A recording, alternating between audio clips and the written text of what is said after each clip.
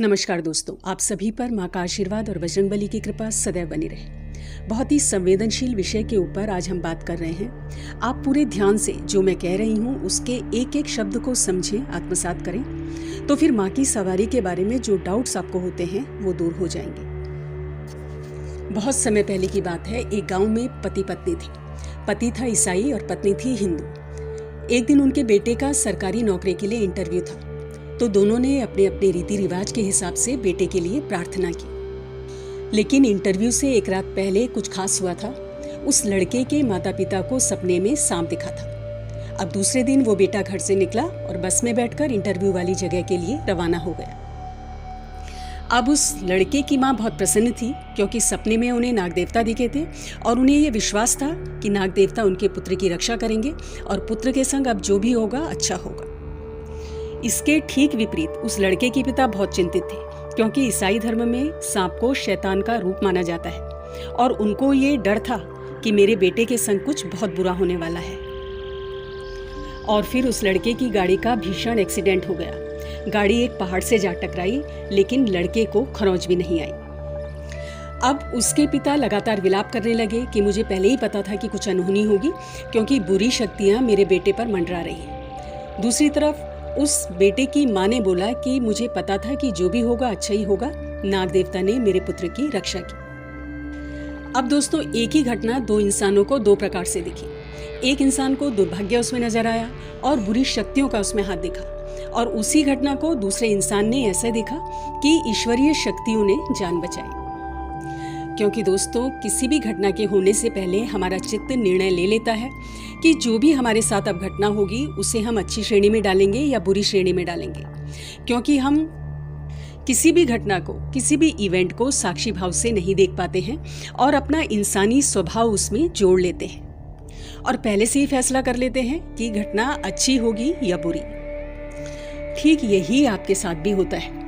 एक जैसी घटना किसी इंसान को सौभाग्य लगेगी, उसे लगेगा कि ईश्वर ने उसकी मदद की है। दूसरी तरफ वही घटना किसी को दुर्भाग्य लगेगी और उसे लगेगा कि बुरी शक्तियां उसे तकलीफ पहुंचा रही हैं। लेकिन सत्य तो यह है कि घटनाएं चाहे मृत्यु की क्यों ना हो, निष्पक्ष होती हैं, यानी अनबायस्ड होती हैं। हम इंसान उसमें अपना एटीट्यूड, अपना चरित्र, अपना भूतकाल, अपनी मेमोरीज, अपनी इमोशंस, अपनी भावनाएं जोड़ देते हैं और एक नजरिए से, एक चश्मे से उस घटना को देखते हैं। वरना मृत्यु के बिना जीवन असंभव है, लेकिन कोई इसे ऐसे भी कह सकता है कि जीवन का शत्रु मृत्यु है। ठीक यही भटकाव सबके साथ ऊर्जाओं के क्षेत्र में होता है। ऊर्जाओं को हम साक्षी रूप से नहीं देख पाते हैं और उस ऊर्जा में हम अपना मन, अपनी मेमोरीज, अपना पास्ट जोड़ देते हैं। तो वो ऊर्जाएं अपने प्राकृतिक रूप में नहीं रह पाती जिस रूप में वो हैं। इसीलिए हमारे हिंदू धर्म में साक्षी भाव से दुनिया को समझने पर बहुत अधिक जोर दिया गया है। वरना हम ऊर्जाओं को ना तो पहचान पाएंगे, ना ही उनका उपयोग कर पाएंगे। वरना ऐसा भी होगा कि आपको माँ की सवारी आई, लेकिन आपका मन नकारात्मक हो रहा है, तो उन ऊर्जाओं को आप नकारात्मक दृष्टिकोण से देखेंगे और आप पहचान ही नहीं पाएंगे कि वो ऊर्जाएं ईश्वरीय ऊर्जाएं हैं।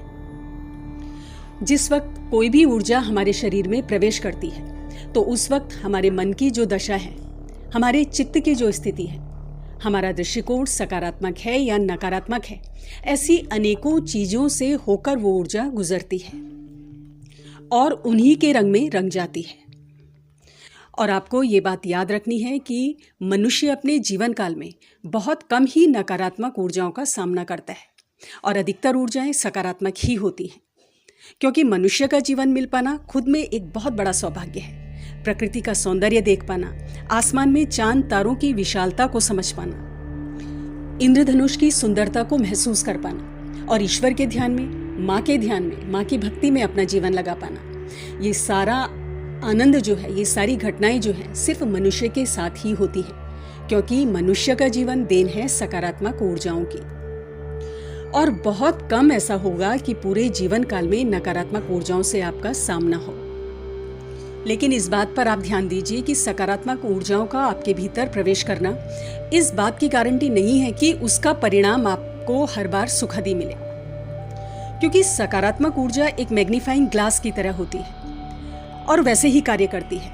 आपकी जो भी मानसिक स्थिति है उसी को बल मिलता है। अगर आप बहुत ही सकारात्मक स्वभाव के हैं तो आपके संग और भी अच्छी चीजें होंगी, सकारात्मक घटनाएं आपकी लाइफ में होंगी और आपका चरित्र मैग्नीफाई हो जाएगा। तो ज्यादातर आप पर जो भी सवारी आती है वो माँ की सवारी होती है या किसी भी ईश्वरीय ऊर्जा की सवारी होती है। लेकिन कभी कभी आपको अगर नकारात्मक ऊर्जाएं भूत प्रेत की सवारी के रूप में आए तो ये बहुत ही आकस्मिक घटना होती है। और सबसे बड़ी बात कि ऐसी सवारी बेहद ही स्पष्ट होती है, विध्वंसक होती है, धोखेबाज होती है, चालाक होती है। ऐसी सवारी हमेशा आपका नुकसान करेगी। और भूत प्रेत की सवारी, किसी भी नकारात्मक ऊर्जा की सवारी दूसरों को चोट पहुंचाएगी और संदेह की कोई गुंजाइश नहीं रह जाएगी। जबकि माँ की जो सवारी आती है वो कभी भी नुकसान नहीं पहुंचाएगी। तो सबसे बड़ी भिन्नता यही है। और कोई संदेह आपको रहेगा ही नहीं सवारी के बाद कि वो भूत प्रेत की सवारी थी, किसी नकारात्मक ऊर्जा की सवारी थी या माँ की सवारी थी। क्योंकि अक्सर होता क्या है कि हम सवारी को कई बार पहचान ही नहीं पाते और संदेह उठने लगता है मन में कि ये कौन सी ऊर्जा है। तो ये जो संदेह होता है ये आपके नजरिए की देन होता है। बस ये बात आपको ध्यान रखनी है कि जब कभी भी किसी भी भूत प्रेत की, किसी भी नकारात्मक ऊर्जा की सवारी आप पर आएगी, वो आप पर चढ़ेगी तो बहुत ही ज़्यादा भिन्न होगी, आपको बहुत ज़्यादा नुकसान पहुंचाएगी। तो सबसे बड़ी भिन्नता यही है। और सबसे बड़ी बात कि अगर आपका अपने जीवन के प्रति नज़रिया सकारात्मक है तभी आप अपने अंदर प्रविष्ट हुई ऊर्जाओं को सही मायने में समझ पाएंगे, देख पाएंगे। तो दोस्तों, ये हैं कुछ बेहद ज़रूरी बातें जो मेरे बहुत सारे भाई बहन जानना चाहते रहे हैं हमेशा से, और उम्मीद करती हूँ कि आपके बहुत सारे संदेह दूर हुए होंगे और आपका नज़रिया स्पष्ट हुआ होगा। अगली वीडियो में बहुत जल्द मिलती हूँ। तब तक के लिए आप अपना ध्यान रखें, स्वस्थ रहें, खुश रहें, मस्त रहें। जय माता दी, जय बजरंग बली।